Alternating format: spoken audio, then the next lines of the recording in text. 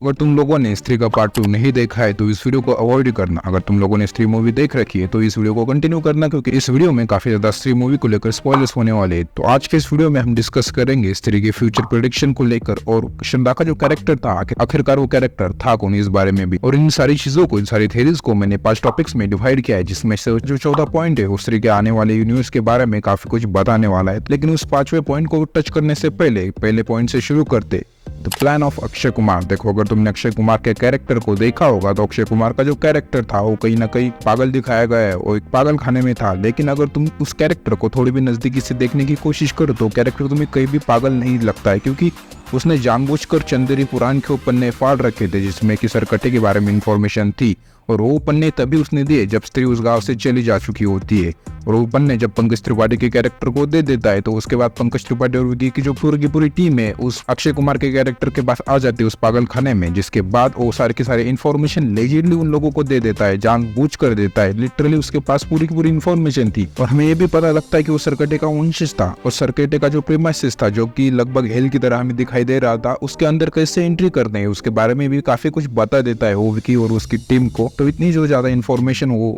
विकी और उसकी टीम को प्रोवाइड करता है वो कोई पागल आदमी तो कर नहीं सकता है, क्योंकि लेजेंडली और पूरी की पूरी डिटेल इन्फॉर्मेशन वो लोगों को देता है और स्पेसिफिक इन्फॉर्मेशन देता है। तो आखिरकार इस बंदे का प्लान था क्या? मेरे हिसाब से अगर देखने के लिए जाओ तो अगर आपने इस मूवी का पोस्ट क्रेडिट सीन देखा होगा तो आपको इसका जो प्लान है वो काफी अच्छे तरीके से समझ में भी आया होगा, क्योंकि मुझे पर्सनली ये लगता है कि विकी और स्त्री के हाथों इस सरकटे को मरवाना चाहता था, जिसके बाद और जो सरकटे की पावर्स थे अपने अंदर लेना चाहता था। इस बात को पोस्ट क्रेडिट सीन सिग्निफाई भी करता है। तो इस बंदे का आखिरकार प्लान था क्या? तो मुझे जो पर्सनली लगता है इस बंदे का प्लान ये रहा होगा कि स्त्री और विकी के हाथों उस सरकटे का अंत करवाना, और उस सरकटे को जब मार दिया जाए स्त्री और विकी के हाथों तो उसकी पावर्स खुद ले लेना।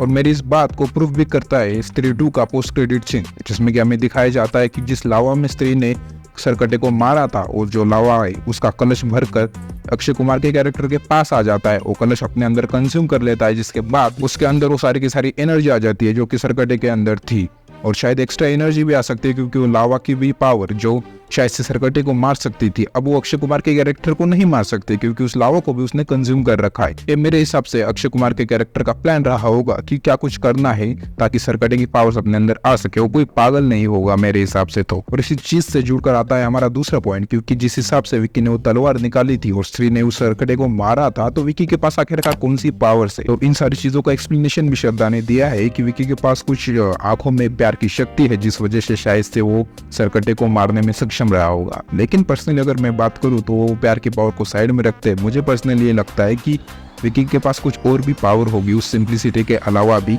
जो कि हमें इन क्रेडिट सीन में भी दिखाई देता है कि आखिरकार जब श्रद्धा का कैरेक्टर चला जाता है तो श्रद्धा का कैरेक्टर एक फ्लावर की पेटल देता है विकी के हाथ में, जो पेटल उसके अंदर जाते ही कॉस्मिक लेवल की कुछ पावर्स उसे दे देती है। शायद से मुझे पर्सनली लगता है कि श्रद्धा के कैरेक्टर ने जो बात उसे इनिशियली बोली थी कि हमारा जो रिलेशन है वो इन सारी चीजों से अलग है, एक टाइम से परे है, तो मुझे लगता है टाइम ट्रैवल से रिलेटेड या तो पावर हो सकती है या तो कॉस्मिक लेवल की कुछ पावर्स हो सकती है जो कि विकी के कैरेक्टर को मिली होगी। स्त्री 2 काफी अच्छा प्लॉट हो सकता था कि विकी की पावर्स को दर्शा सके, लेकिन उन लोगों ने बस प्यार की शक्ति को ही पूरे के पूरे सीन में दिखाया, जो कि मुझे पर्सनली उतना ज्यादा अच्छा नहीं लगा।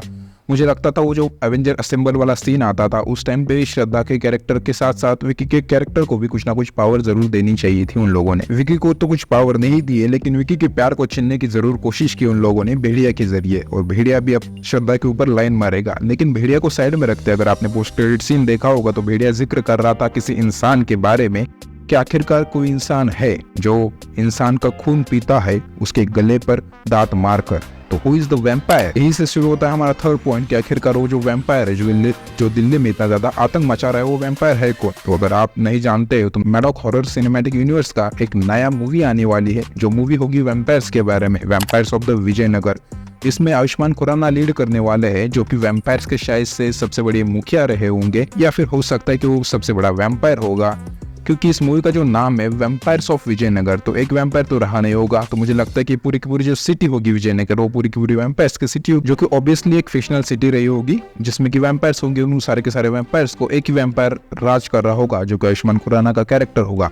और अगर तुम लोग नहीं जानते हो तो मैं तुम्हें यह बता देना चाहता हूँ, वैम्पायर्स और भेड़िए की जन्मों जन्मों की लड़ाई है। लिटरली चूहे और बिल्ली की लड़ाई की तरह देख सकते हो कि एक दूसरे की जान लेने के ऊपर तुले रहे थे। तो जब ये वैम्पायर भेड़िए के सामने आएगा तो भेड़िए का जो कैरेक्टर है उसके सामने कैसे रिटेलिएट करेगा, क्या बच पाएगा क्या नहीं, चीज के लिए मैं काफी ज्यादा एक्साइटेड हूँ। और इस लड़ाई को देखने के लिए आई थिंक सारी की सारी ऑडियंस काफी ज्यादा एक्साइटेड भी होगी। और आयुष्मान खुराना का जो कमबैक है, जो इतने दिनों से मैं देखना चाहता था, शायद से इस मूवी से वो कमबैक हो सकता है। लेकिन वैम्पायर तो हमें आगे जाकर दिखाई देगा। जो इस मूवी में दिखाया गया है श्रद्धा, जो कि इतनी ज्यादा हॉट लग रही थी, आखिरकार उनकी मिस्ट्री है क्या, आखिरकार श्रद्धा है कौन, इस बारे में अब बात करेंगे। तो अगर तुम श्रद्धा के कैरेक्टर को देखने जाओ तो श्रद्धा का कैरेक्टर ना कि सिर्फ स्त्री 1 में बल्कि स्त्री 2 में भी काफी ज्यादा मिस्टीरियस कैरेक्टर रहा होगा। इवन हमें उसका नाम भी नहीं बताया गया है। विकी को बताया है लेकिन विकी ने हमको नहीं बताया यार, ये काफी ज्यादा बुरी बात थी। और जिस हिसाब से विकी ने रिएक्ट किया था उसके नाम को लेकर, वो नाम काफी ज्यादा अतरंगी रहा होगा।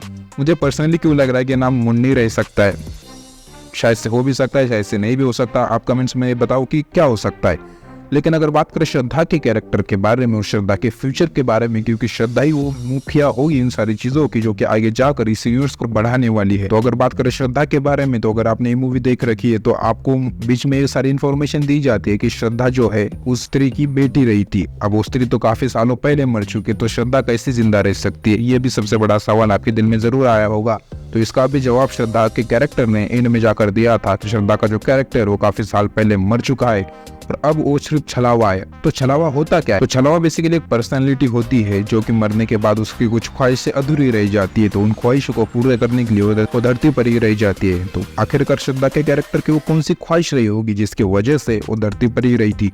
तो इसका जवाब भी हमें मूवी में ही बता दिया जाता है कि श्रद्धा का जो कैरेक्टर था उसकी एक ख्वाहिश रही थी कि उसकी जो माँ थी, जो कि स्त्री थी, उसको मुक्ति दी जाए। लेकिन इसी के साथ एक सवाल भी बनकर आता है कि अगर इसे अपनी माँ की ही मुक्ति चाहिए थी तो आखिरकार उसने उसकी चोटी काट कर उसे जला या फिर खत्म क्यों नहीं कर दिया, उसे अपने अंदर क्यों समा दिया? तो मुझे ये सबसे बड़ा प्लॉट होल लगा स्त्री के बारे में कि इनिशियली तो उन लोगों ने ये नहीं सोचा होगा कि जो स्त्री का कैरेक्टर है उसे और श्रद्धा के कैरेक्टर को एक माँ बेटी के कैरेक्टर के हिसाब से दिखाया जाए। लेकिन जैसे जैसे स्टोरी और उनके और भी मूवी चलने लगी, जस्ट लाइक भेड़िया और मुंजा, तो इन लोगों ने इसे कनेक्ट करने के लिए सारे लिंकअप किए और माँ और बेटी का एक रिलेशन बिठाए इन दोनों के बीच में। तो मुझे पर्सनली एक प्लॉट होल लगता है। लेकिन अगर तुम इस प्लॉट होल को भी साइड में रख दो तो और भी ज्यादा चीजें इंटरेस्टिंग लग रही थी। जैसे कि जो श्रद्धा विकी से बात भी कही थी कि तुम्हारा और मेरा आत्मा से आत्मा का मिलन है, आत्मा से आत्मा का रिलेशन है जो इस समाज से भी परे है। तो मुझे पर्सनली ये लगता है कि ये दोनों पिछले जन्म में जबकि श्रद्धा का कैरेक्टर जिंदा था तो विकी और ये लवर्स रहे होंगे या फिर शादी हो चुकी होगी, जिसकी वजह से ये दोनों का आत्मा से आत्मा का रिलेशन रहा होगा। और उसके बाद जो विकी का कैरेक्टर है वो मर चुका होगा और उसके बाद जो श्रद्धा का कैरेक्टर है वो आत्मा बन के भटक रहा होगा। तो एक कहानी या फिर एक थ्योरी हो सकती है इन दोनों के रिश्ते को लेकर कि किस हिसाब से दोनों एक दूसरे से अटैच है, किस हिसाब से टाइम से भी परे। लेकिन अब जो सबसे बड़ा सवाल सामने निकल कर आता है कि जब इन लोगों ने ये कहा है कि श्रद्धा का जो कैरेक्टर है उसका सबसे बड़ा एम यही था कि अपने माँ को मुक्ति दी जाए, जो कि स्त्री 2 के बाद मिल भी चुकी होगी क्योंकि सरकटे का अंत हो चुका है। जो श्रद्धा का कैरेक्टर है उसे भी मुक्ति मिल चुकी होगी या फिर उसका कुछ बिगर एम होगा। तो पर्सनली मुझे तो ये लगता है कि ये श्रद्धा को अभी खत्म नहीं करेंगे, उसका भी कुछ बड़ा एम रखेंगे जिसको कंप्लीट करने के बाद ही उसे मुक्ति मिल जाएगी। तो अभी श्रद्धा का कैरेक्टर तो है, आप टेंशन मत लो, कहीं नहीं जाने वाली। उनको लव ट्रायंगल भी तो सेटअप करना है ना। उसके बाद जो लोगों का सबसे बड़ा सवाल था, प्रेमाइसिस था उस सरकटे का, उसके अंदर एंटर करना तो इम्पॉसिबल था ना किसी भी इंसान या फिर किसी भी जानवर के लिए। तो भेड़िया ने कैसे एंटर कर लिया? तो इसका जवाब क्लियरली है कि भेड़िया जो है वरुण धवन का कैरेक्टर इंसान है और भेड़िया पूरा का पूरा जानवर है। ये दोनों एक दूसरे का मिक्सचर है जिसकी वजह से ये दोनों उस प्रेमाइसिस में एंटर कर सकते थे। इसी के साथ साथ श्रद्धा और विकी जब एक साथ मिल जाते हैं तो उसके बाद वो अर्धनारीश्वर बन जाते हैं। ना कि वो इंसान, ना कि वो मेल थे, ना कि फीमेल थे, वो दोनों का मिक्सचर थे जिसकी वजह से दोनों एंटर कर सकते। तो इसी हिसाब से भेड़िया और वरुण जब मिल जाते तो वो भी इंटर कर सकते थे। तो एक काफी ज्यादा सिंपल था मेरे हिसाब से। लेकिन खैर ये लोगों के सवाल थे तो उसका जवाब देना मुझे पड़ा। और ऐसे ही कुछ सवाल रहे होंगे आपके तो मुझे प्लीज कमेंट सेक्शन में जरूर बता देना। और ऐसी वीडियोस में आपके लिए लाता रहूंगा, तो सब्सक्राइब कर दो चैनल को। और हम आपसे मिलेंगे अगली वीडियो में। अंटिल देन आप अपना ख्याल रखिए।